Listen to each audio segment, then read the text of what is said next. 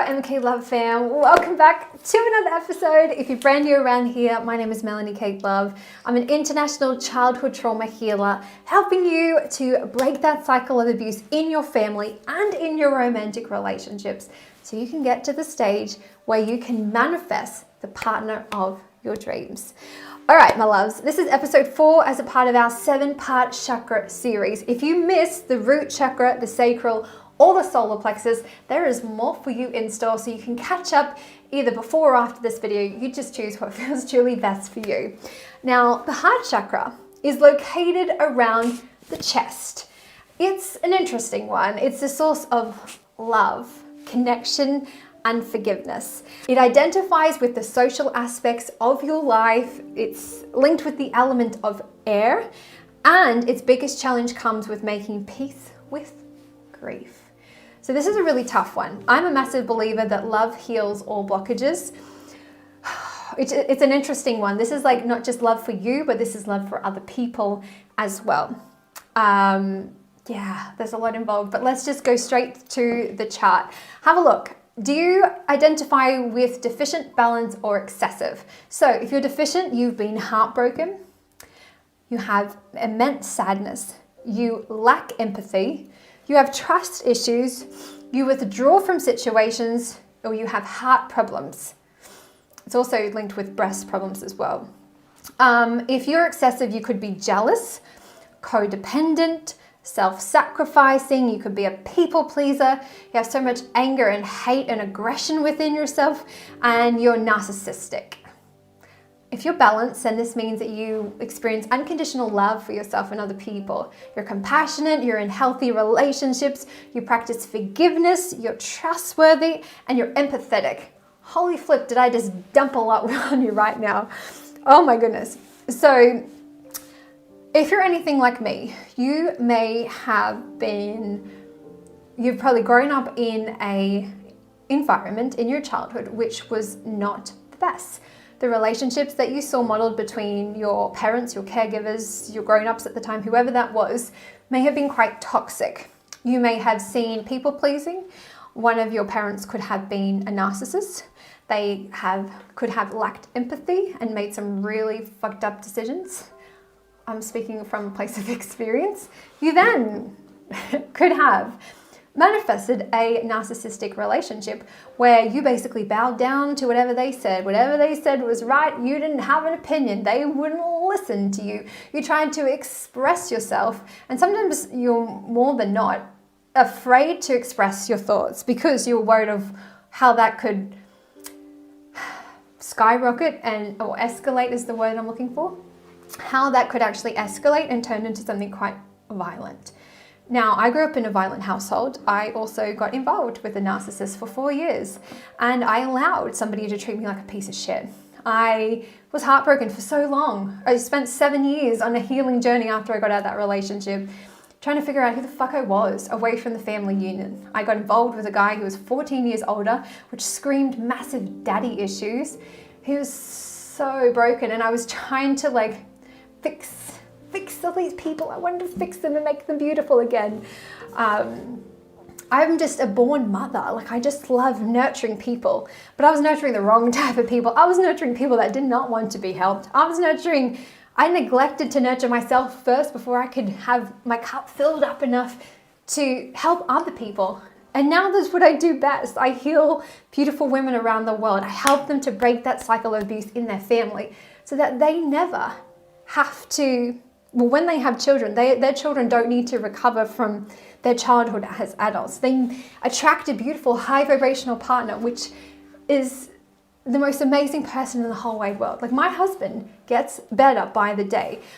This morning we woke up and I'm just looking at him and I'm like, God, you're so beautiful. You're my husband. We've been married for almost a year and a half, and every day I look at him, I was like, shit, I did well. I'm so glad I was single for 7 years and I really figured out who I was. And I'm so glad I became an energetic match to him. And I manifested him. I literally manifested him.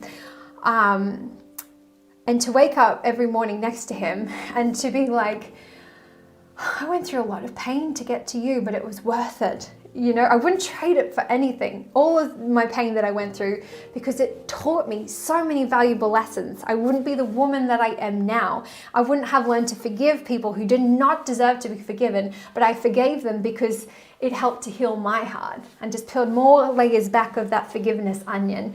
And I was like, I love you, but I love me more, And it's constant. And sometimes forgiveness looks like, and then I heard that song, "You're forgiven, not forgotten," from The Cause.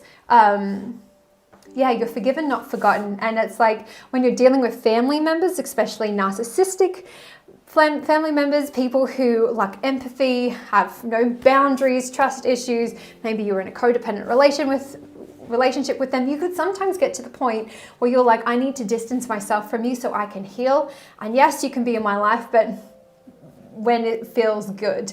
And it's so interesting. I've known people in my family who have had heart issues, literally have a broken heart, a bowel not working or not being connected. I can't remember exactly what the issue was. There's a lot. Pain is interesting. When you experience pain and trauma, it manifests within your body on a cellular level. And it's like disease. Separate the word, dis-ease. You can ease the disease. How do you do it? Through the power of thought. I teach it exclusively in my coaching program. I just wanted to pop in today to give you the awareness of what to look for. What exactly is the heart chakra? What does it mean if you're deficient, balanced, or excessive? What does that look like in your life? To give you the awareness to be like, oh fuck, yes, I have a blocked heart chakra. It's interesting when I work with my clients, or when I jump on my new women's moon circle each full moon, and I jump on it and I can feel other people's pain, and I have such deep empathy for them. And I'm like, okay, like I had a call this morning with a girl in Houston, Texas, baby, and she jumped on the call and she started talking about an issue, and I was like, oh, I can feel it. It went boom, boom, boom. Okay, no, it was throat and heart. It's like, okay, well, we need to heal the throat, we need to heal, the heart, and then the throat, then we can unlock the third eye chakra, and then the crown. It's like, you're not going to be able to be connected to your angels if there's blockages in your body, because the energy can't be free. There's so much involved with this. What else could I tell you? I think that's probably enough for now. Let me pull you some cards just to see what you need to focus on to heal this energy center right now. This is what can you do right now to begin healing your heart chakra. See what the angels have. Woo! Ooh. Heal the world, make it a better place for you and for me and the entire human race. There are people dying. If you care enough for the living, make it a better place for you and for me. Michael Jackson. Oh, that's such a beautiful song. I see the world in her belly. But this is interesting. This is the Empress. This is the mama bear. This is protecting yourself, protecting your future children. This is you protecting yourself, but she's also the nurturing, kind, gentle mother. Maybe you have been so caught in your masculine energy and you're like, fuck you, you're a piece of shit. And you just have that excessive, that hatred within yourself when you're pissed off with the people that hurt you. But you need to take responsibility that you co-created that experience. If you had known better, there's no way you'd be caught up in that shit. Why do I feel like this? I feel pregnancy? But pregnancy or could be the birth of this new fabulous you. There's so many ways you could read the Empress. In terms of getting to the Empress, you had the Nine of Wands, which is a woman who does not give up. I want to be free. Oh, guess what? Then we've got the Emperor. The Emperor is the masculine energy, which is just, oh, excuse me, this is making me burp. You're not speaking up for yourself. You need to watch the next video. The heart is always linked to the throat. Well, they're all interconnected, let's be real. But if there's problems with you not loving yourself and you lack you're in a codependent relationship, then it's usually a throat chakra blockage. You're not speaking up for yourself and being like, that shit is not okay. So it's interesting with this one here. We got the man and the woman. The divine feminine and the divine masculine. So this is a time you need to balance that within you? Are you too much of a pushover? Are you very timid? Or are you too aggressive and using violence and caught in those situations? But your angels are saying, don't you dare give up. Do not give up. I am where I am and it's okay. How do you fix this? Not fix this because you don't need fixing. How can you heal this? How can you change things?